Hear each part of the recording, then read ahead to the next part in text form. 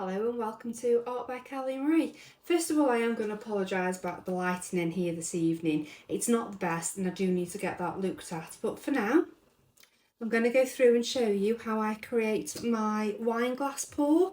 Now this is something that, a concept that I came up with, but it seems to be really popular. So essentially you'll see on here, apologise for the splatters, I'll clean that up later. But you can see that I've masked off and drawn the area of where I would like the wine glass to sit.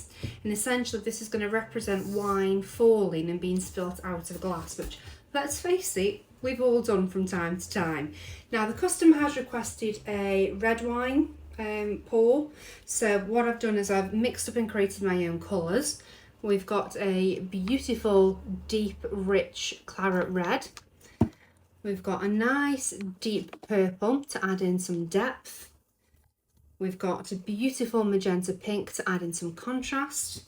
And then we've got white, which is then going to simulate the transparency of the liquid. I am using a cookie cutter to do an open cut pour.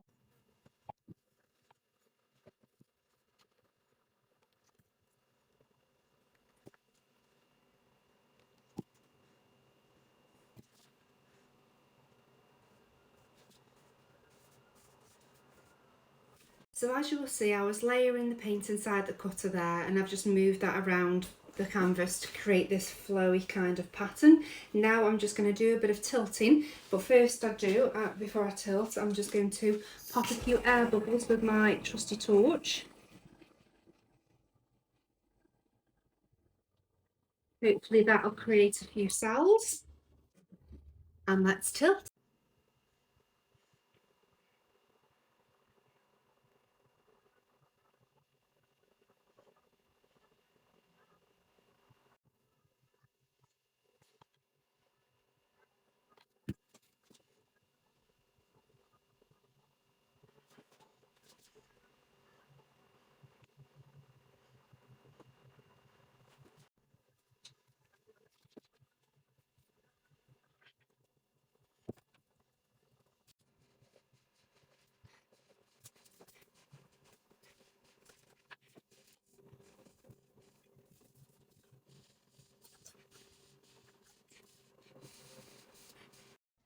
So there we have the completed base of the pour. I'm going to leave that to dry overnight, potentially 2, and then we'll finish off the rest of the wine glass. So come back for part 2.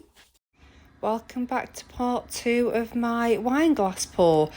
So as you can see, the painting has dried beautifully and it's there on my easel ready to go on the next steps.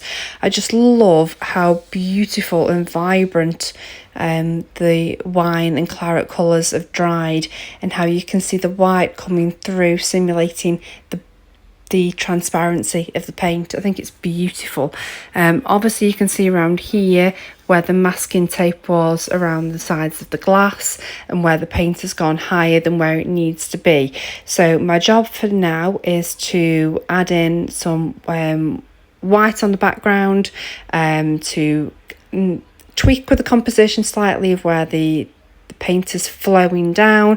And I've also decided that I want less wine in the glass itself, because it doesn't really look accurate that there's so much wine in the glass still. So I'm going to amend that composition as well.